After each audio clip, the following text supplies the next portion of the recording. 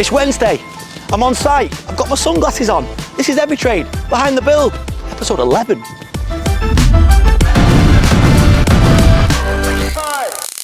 Episode 11.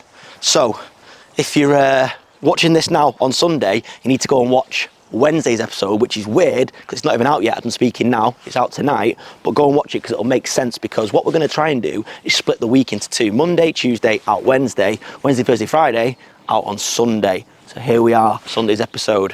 What do you reckon to my site hoarding? I've had this for ages. I've got loads. It's done in company colours. This is the health and safety stuff. I've actually got the banner somewhere else. We need to set this up. But yeah, really good week this week, or good rest of the week, and a lot going on, and I'm looking forward to bringing it because this could be one of our best episodes, I reckon, because there's a lot of action. Let's have it. This is probably the closest you'll get me to operating any plant. To be honest with you, I have actually pondered some days to save a bit of money, jumping on the dumper or maybe on the digger. Dave from D&Jprojects said he's going to show me how to drive a machine. To be honest with you, I just haven't got the hand-eye coordination. I've got a lot of respect for the guys. I don't know how you do 3 or 4 things at once like that. But I guess people probably look at me and think, how do you do what I do and take on so much risk and whatnot? But each to his own. It's a difficult site, this, and the boys are waiting now for building control to come and sign off the dig. And once that's done, concrete poured, straight on with the brickwork. Probably a couple of weeks on the brickwork. It's quite a nice wall detail, curved wall detail going in here as well. So it's a nice job. And when the weather's like this, it just makes everyone so much more optimistic and happy. And this is when I really love the building game, when it's like this. I mean, I don't mind a bit of mud every now and again, but when it's dry, even if it's cold, when it's dry, just picks your mood up. And I'm just so much happier to be in work and be on site. And I think it's the same for the guys as well. Been absolutely horrendous. It really has. Because you've got the weather. Yeah. Yeah. Well, like say this nice sand ground, not bad for depth. Happy days, mate, innit? I'm just going to quick scan round. I can't see any major trees, so you're happy days, mate, aren't you? Is there something in there? It looks a bit different. Yeah, we dug it out because we thought it looked a bit different as well. Yeah. So we dug it out and it's back normal underneath. Right. Yeah. So it's not anything to worry about. Then raised sound, mate, aren't you? Sound. It's all sound. This was a bit dark here as well. Yeah. So it just looked like a little bit different. Checking at the same time that we didn't have any drainage anyway. That's what you do, innit? Yeah. Absolute. It's not your first barbecue though, is it? No, mate, I've done it a while now, so I've got used to it now. I multitask. Yeah, just you loose out the bottom, lads, and you're happy days. Yeah. As I said before, this was an old riverbed, so it's virgin ground basically, so it's perfect to build out of. We've built a couple of extensions around here, and all the ground's like this. It's an absolute dream, so no real danger of piling or anything like that. So building inspector's really happy and just let us pour. So we're going to pour 400 mil of concrete. It's a single story extension. They're happy, engineer was happy. So yeah, this job can crack on. If the weather stays like this, we'll have this up in no time. So one challenge of this job is we've got an extension built right up to our boundary, right up to our dig. It's actually a conservatory, and we've got to be really mindful that when we've been digging there, we don't disturb anything. But I'm having a look now, it's actually a really good foundation that's there, which is quite rare for conservatories. Often conservatories are put on the worst ground. A lot of them were built late 80s, early 90s, and you always find that they're on really bad ground, but this is decent. So we've not had to undermine their footing or anything like that. It's got a nice, decent foundation there, so we can just crack on and not worry too much about causing any issues there. One challenge will be for the brickies, Adam and Steve, is they're going to have to build this overhand, which again, most of you will know what that means, but some of you won't. When you've priced, you've really got to factor in that the guys can only build from one side and can join from one side. So they're going to be on the inside here, like this, building like that, which is slower, takes longer. You can't get it up anywhere near as fast. So when we surveyed this job, one of the big things I noticed was the challenge with the access, but also that they're going to have to build it oversight. So we factored that into the cost, but other than that, this has gone well so far. So we're just trying to keep everybody happy, get this hard, messy, noisy bit out of the way, and then start laying bricks. Okay, so I'm with the posh and becks of bricklaying here, Adam and Steve. Boys, I'm not putting you under any pressure, but how long are you going to take on this job? It'll be about 3 weeks. all done for us. 3 weeks from today, Yeah. or from Monday just gone. So No, really, 2.5. Say 3 weeks from today. Oh, so you're giving yourself a bit of wriggle room there. Is it face brick, this one? Yes. Yeah. And are we building a terrace as well? I think it's a little terrace. There's a little bit of a garden wall with a gate here. And a dwarf wall there with a fence. Yeah. Fence So yeah, I mean, Adam's staying quite quiet here. Do you not agree? You can reckon we can do it about 2 weeks, can't we? Really? Well, if we wanted to, yeah. But in all honesty, though, like this is something that we need to talk about. Who is the best out of you two? Everyone always asks us this. Yeah. Pros and cons with both. I know the best looking is Adam. Yeah. Depends what you're into. Yeah. If you're into that Grant Mitchell look. But no, 2 weeks. No, 3 weeks. Yeah. 3 weeks. 3 weeks, and then what are you boys in for? You're doing the floor. Oh no, we have to get joiners in to do the floor. Right? It's just suspended timber floor, isn't it? Yeah. So we'll pull the joiners in, and we've just had it agreed with the building control officer. There is because the ground. Normally you put some oversight concrete in, but because the access is so bad, I asked him if we could just put a viscreen down and put a clean gravel on top, and he's agreed to that, which means we won't have to pay for a pump twice, which is good for me. So yeah, all right, boys, crack on. We'll see you in 3 weeks. 3 weeks. Yeah.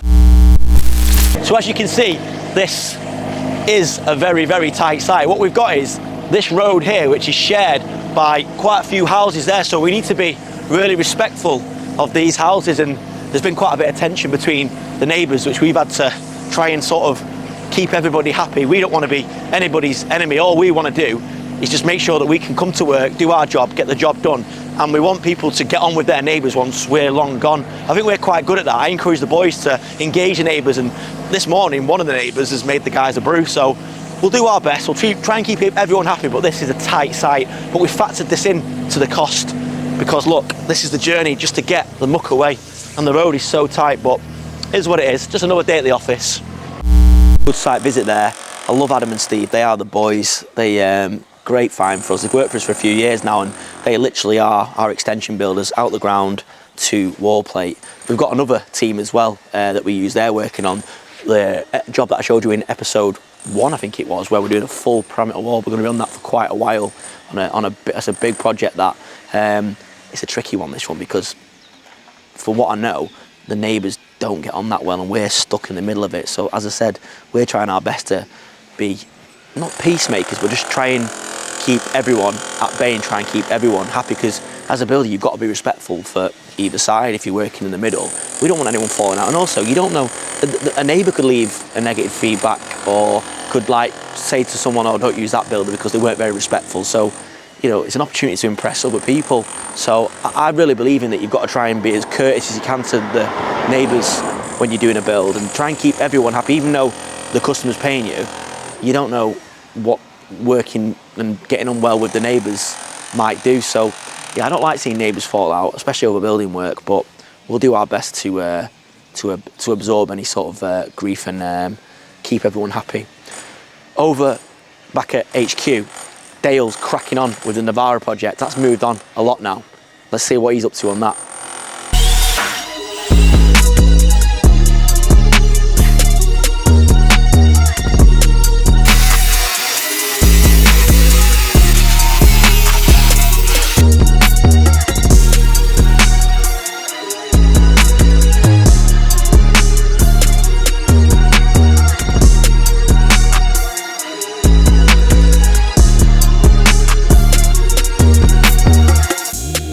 So today we've got the task of putting these extended arches on, because we've got the big wheels on now. With the wheels being so big, we're going to have to cut some of the inner wing away, on the front and the back of the inner wing. Obviously these arches are there just to bring the flush line more or less in line with the edge of the wheel. But yeah, I've got to do some modifications inside, just to get them to fit properly, because they are a big wheel and not really supposed to be on a standard truck like this. So yeah, we're getting there and see how we get on.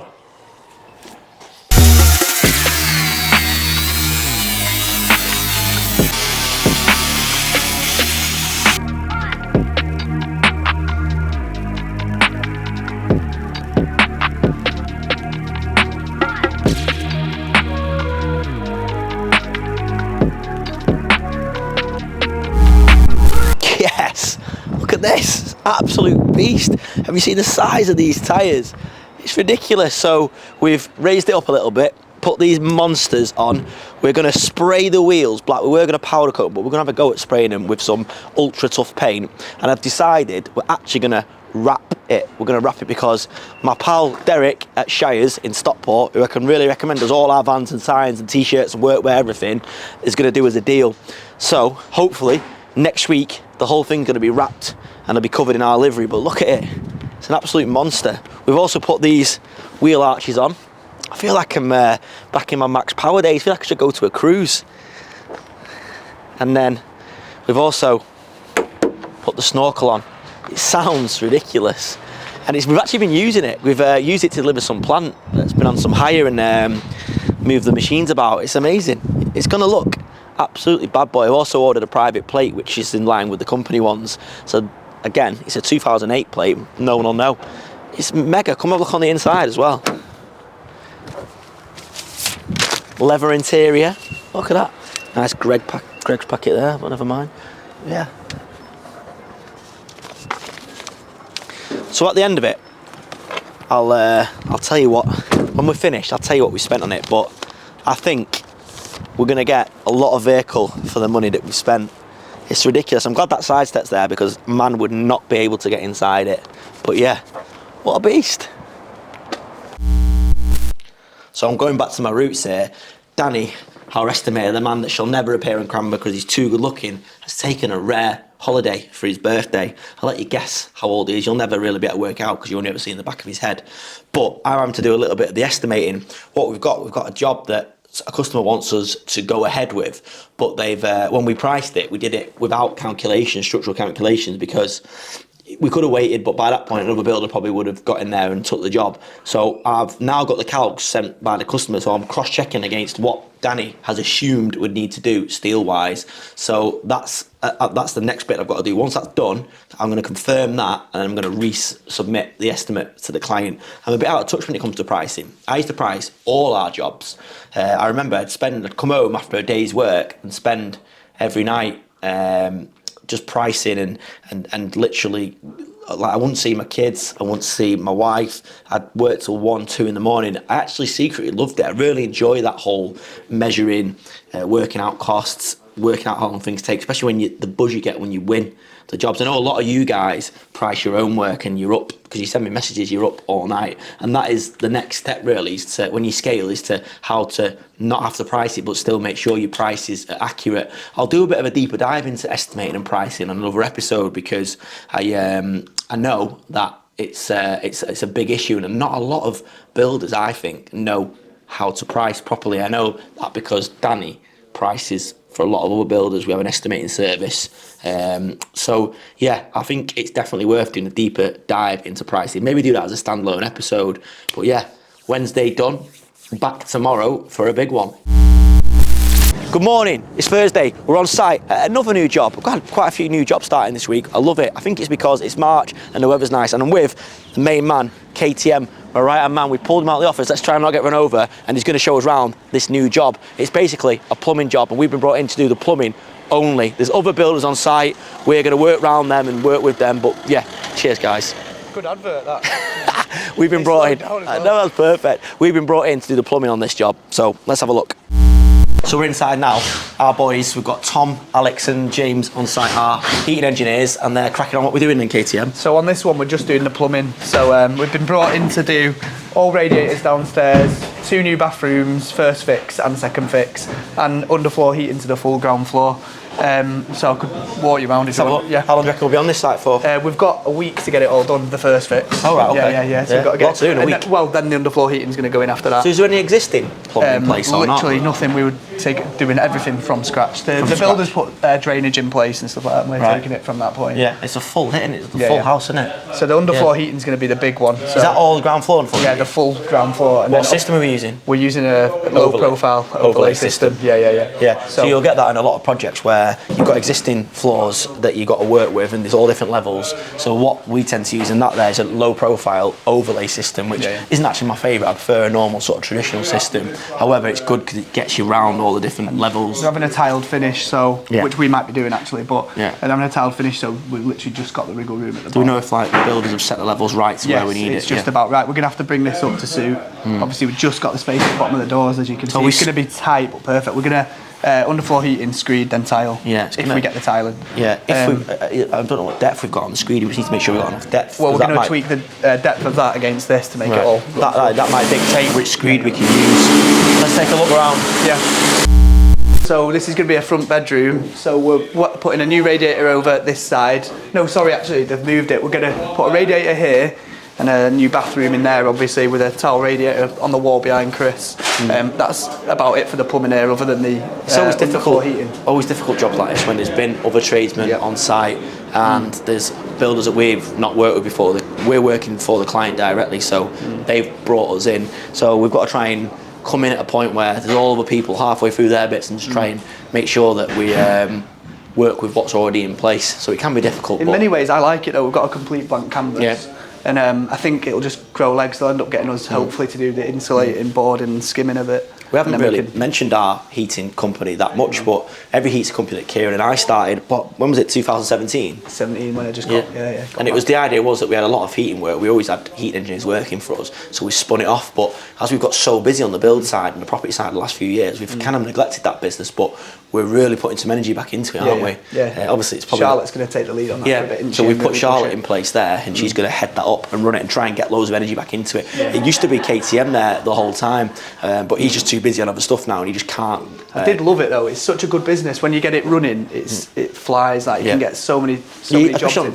Boiler side, on the boiler installation, we used to do, at one point we were doing like 1 or 2 boiler installations a day. It's decent. Tom margins. was loaded, wasn't he? Yeah, it still is. About 8 boilers a week. Yeah. So yeah, this is a blank canvas, pretty self-explanatory in here anyway.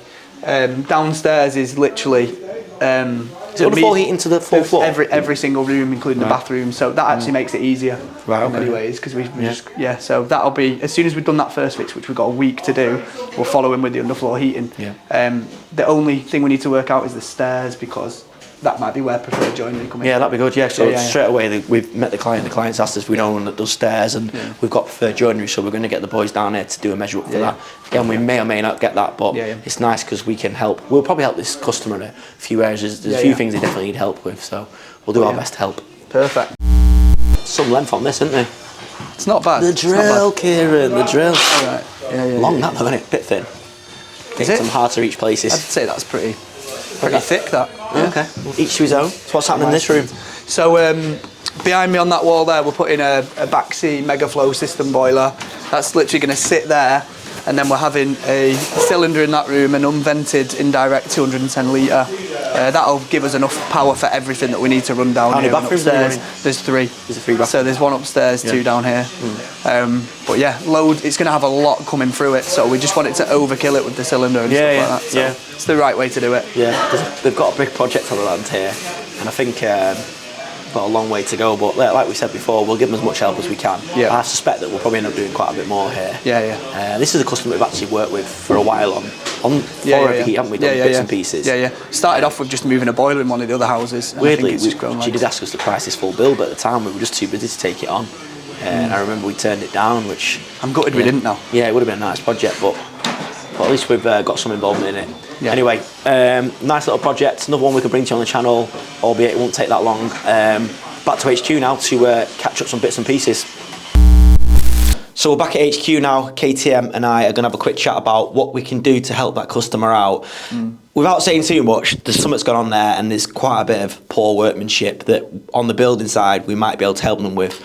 There's 2 sides to every story, so we're not getting involved. All we're going to do is try and help them as best we can, because they are in a bit of a mess. And at the moment, Kieran's planning all the plumbing side, and that should be quite straightforward, because it's a nice blank canvas. But they've asked us to help them on the build side, so I'm going to try and see if we can help them in any way. If we can't help, we'll try and put them in touch with people that can help. That side of our business, Every Heat there, it was something Kieran basically went travelling a few years ago and came back, and you had the idea to spin off Every Heat, didn't you? I found myself and just came up with that. No, we literally just... What did you find out about yourself? Not a lot. Yes, you came home. Came home. No, just literally wanted to focus on the plumbing side of things and heating, because I did find it interesting, to be honest with you. I knew there was scope to make good profit and run it better than other people were doing it, and I knew we could grow it. So Came back, we sat down, didn't we, in the Yeah. pub? I remember you like, are you coming back? Yeah, And I was I like, remember. only if you do this. Yeah, No, yeah. we sat down and agreed like to go 50-50 on Yeah. every heat. Set that up as a new business. That went really well. The first year, Yeah. second year, we're flying, weren't Yeah, they? but what we found out is it was just dominating KTM's time, and the problem was... I was running it from my mobile because I was out and about doing project management. So this phone didn't stop Yeah. all night, and I was juggling too much. Yeah. I was like, I was running it all through this phone. Bear in mind, we had about 20 jobs a day, like reactive jobs, and then snags. Going back to snags, it was constant on it. But you know, other people's issues, sorting them out Yeah. for them, that kind of thing. And a lot of people, you know, if you're running like, if you've got a repairs or a maintenance company, Yeah, yeah. whereas big projects, you can plan them weeks at a time, Yeah, yeah, Gantt yeah. chart them out like we do. With sort of so reactive. maintenance, you've got literally 6 jobs per engineer per day, and every one is 6 new customers, 6 sets of problems, 6 issues with parts, 6 issues with parking, 6 issues trying to get paid. 6 prices to work out, if you know, because you're always going to need parts. You're going to logistics, going back and forth to suppliers, trying to keep on top of all that. So it needs a full-time Yeah. person at the wheel Yeah. who can just focus their energy on that. So what have we done? We Tell me have what. empowered Charlotte to take that and just run with it, treat it Yeah. like her baby. Because while she's a little bit quiet on other things, she can really focus on that. Yeah, and this is the perfect time to do it because it's the summer, so it will quieten down a bit, albeit there'll be planned stuff and the engineers still work on EveryTrade's projects, but she can learn the ropes now, literally, and we're going to put loads of energy Yeah. back into it, aren't we? But already I can see the momentum building up, like Yeah. from 2 days, 3 days they're Yeah. doing it. Yeah. The diaries are getting full because she's chasing customers that I just wouldn't have had the time to chase, Yeah. like annual servicing and things like that. So she's going to smash it. I can tell that's going to do really well. It's a lovely little business, Every Heat. So if you need heating works, wet plumbing works, drainage, anything like that, reactive, planned, new boilers, give us a shout because we've got 3 amazing engineers and now Charlotte is across running it full time. We offer fair prices, really good service, and although we haven't got a website yet. We need to get the We have website. got a website, for some reason It won't got load. corrupted, didn't it? And I don't know what happened, but the designer's working on getting that back up. So Yeah, maybe it's a bit of a technical you looking issue. at something that you shouldn't be at home or something. What have you been? Yeah, You've seen history? no. So, but it's a great little business, and we're really pleased that we nearly gave up on it, to be honest. And yeah. it would have been ridiculous because it's got probably So much potential. 500 customers in there. We've got an annual service round that, like that generates income, gas safety checks for landlords, and obviously customers. We don't even advertise, and the phone still rings. So yeah, let's put some energy back into that. Over at the job that I showed you yesterday that we've started this week, we are now ready for concrete, and because of that road in that I told you about, and we can't risk putting heavy trucks down that road and it's really tight, we've used a concrete pump, and the boys and girls are there now trying to get that boxed.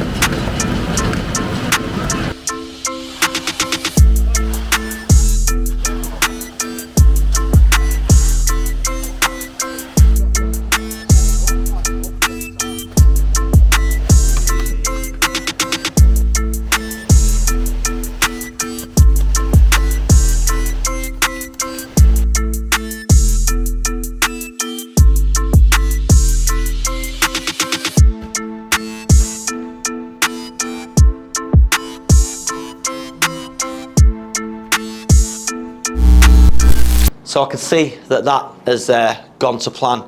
It's all about working hard and smart, but working smart definitely. We could have just borrowed that concrete in and it probably would have took us 3 times as long, but by hiring the pump, yes, it cost extra. I think we paid $350, $400 for it, but it's literally sped the job up and got it done.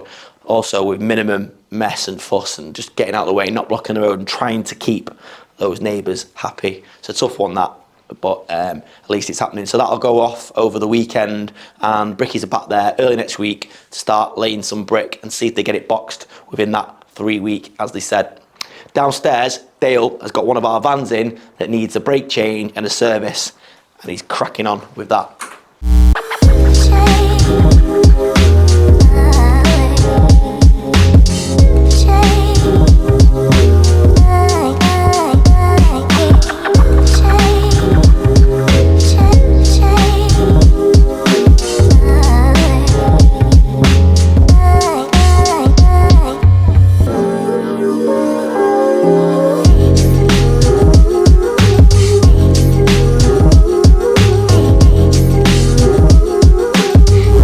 Charlotte says I need to slow down, I'm speaking too fast, so I'll try and slow down.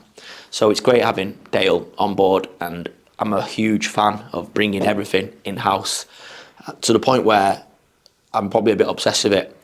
I looked at what we were spending on repairs, mechanic fees, plant repairs, and I thought, why don't I just try and recruit someone, set him up with what they need and bring it in-house? And we're actually, that's happened already, but we're making money from elsewhere as well. And also just to have that sort of priority service level that you only get from having your own people. Same with subcontractors in the building game.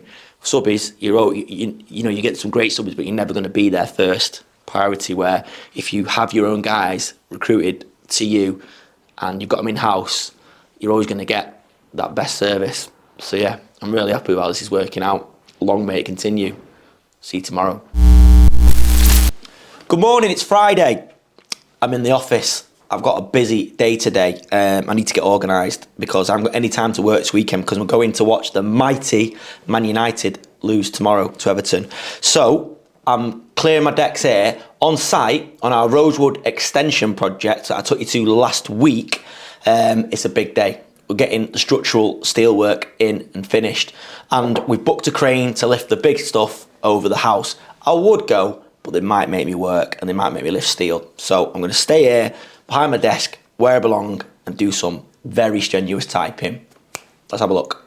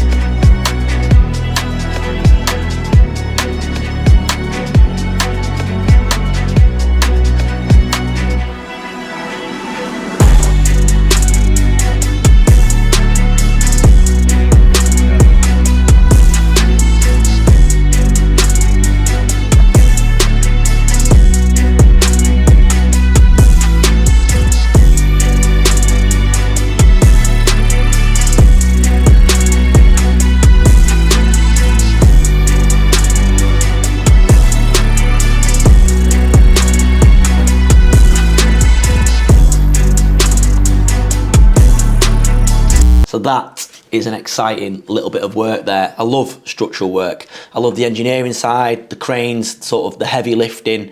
I love that whole side of construction. I'd say that's probably my favourite bit of construction is all that. So it's nice to see that come together. Next step is to get the joiners there next week. I think they're now going on Monday to get the roof structure on and get it closed up, watertight, tiled, and then work on the inside. Someone said in the comments, joiners inside, carpenters outside. I think that might be a north-south thing, whether you call them joiners or carpenters. To me, carpentry is like the higher-end bench joinery stuff, but I don't know. Maybe let's have that debate in the comments. But yeah, that job's done and dusted. Whilst we've been looking at that there, I've had a message from Paul, and the grab business is going nuts. Like, literally, we can't keep up. It's amazing. It's what I've been planning for over 12 months, if not longer. And to see it now start to take shape and people booking us and having that work sort of lined up, ready to go, is amazing. Like, honestly, it gives me such satisfaction. And we're getting some really good stuff as well in that, the perfect backloads in that. We're taking aggregate to site, delivering it, and then doing a muck away, which is, people in the grab game will tell you that's the way to do it. So yeah, I'm starting to tenuously look at new trucks and maybe recruiting new drivers. So let's see. I'm not like ready to go wholesale yet because we still haven't hammered out this tipping thing where we're going to tip. We've got a few lined up, and a couple of people messaged me and suggested stuff last week, which is amazing. I really appreciate it. But if you've got any more ideas, if you've got any good tips in the Manchester, Cheshire area, let us know. Love it. Downstairs in the workshop, and the ram is off. Dale, how long did it take you? Got about 3 hours, I reckon, just to get that Really? one pin out. Yeah, What was the issue? I still don't know, to be honest with you. I just know it needed a lot of heat, and it eventually just come out, yeah. 3 hours. Baz, how long would it have taken you? But it was quicker than 3 hours. Yeah. But Dale sent me an interesting little WhatsApp video on WhatsApp. Have a look at this video now.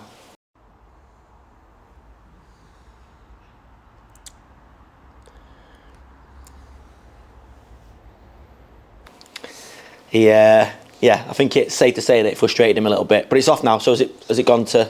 Yeah, it's gone. Yeah. What are they gonna do? Basically reseal it. Probably put some new bushes and that in the ends. Yeah. We're not come back with us new. Yeah. How long will it take? They're gonna get back to me today. They said a potential lead time of 3 days. So. Yeah. Will this pin go back in? I'm gonna clean it up and get it. Because I think from watching Baz's videos, I've learned that if you put too much heat into things, sometimes it can distort, can't it? Yeah, but good work. It didn't beat you, so he is good after all. And we've also got one of our vans in here. What's this in for? Disc and pads all round. Yeah. And a full service. Yeah. So again, this is what I'm talking about. How efficient we've become now. I was watching it on the CCTV before. It's given me such a buzz that previously this would go to a local mechanic. It'd take days. We'd be off the road. We'd have to sort out with them to somehow get a courtesy van and stuff like that. So yeah, it's brilliant. But you have it a little snag, haven't you? Yeah, the locking wheel nuts giving up. Yeah. They're so brittle that if the wheels are on and off, and I think it was it a second-hand van that you got so this anyway, was one of the vans actually. When after COVID, when I was struggling, when the price of vans went through the roof, we bought one used. So it was only like a year old and had like really low miles, but there's every chance that whoever had it previously has knackered the nut up or whatever. So, but we need to find a code, don't we? And then you can order a little card that's usually in the handbook. Yeah, you can get a new one here. But that's vans for you. So yeah, good work, Dale. Keep it up.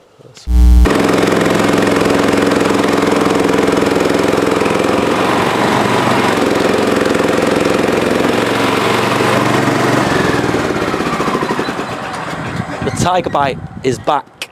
This crusher is what got me thinking about crushers actually, and we've basically upgraded it to the big rubber crusher, but we're going to keep this because we hire it out quite a lot. But the issue we've been having, which I've mentioned previously, is the people hiring it have not been using it right, so it's caused damage. So what we've had done is we've had it converted over from a diesel engine to a petrol engine, which if the worst happens and we have a catastrophic failure of the engine, they're cheaper to replace. Apparently as well, they're a little bit more rugged as long as you keep on top of the maintenance. But we've got Dale now, so that won't be an issue. But yeah, I love this little machine. We've this is our second one. We sold our first one to Dave at D&J, and Dave at D&J's also got the 425, same as us now, and they're great little machines, but it just wasn't suitable for us in the yard. We were putting too much volume through it. So this one will be used on our smaller sites. Also, we'll put it out to hire. So if you're in the market to hire a nice little crusher, it'll get down any tight passageway. You can put a lot of volume through it if you load it correctly, and the product it produces is amazing. So I'm really pleased to have this back, and I appreciate Tiger Bite's help in getting this boxed off.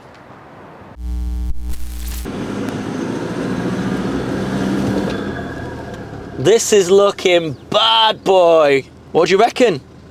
Show 'em round, Hollywood.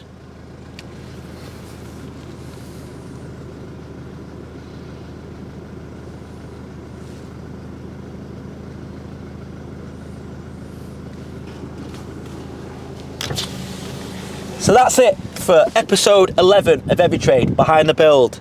Click here to see last week's episode. Click here and here to watch episodes you may or may not have seen before, and click here to subscribe to the channel.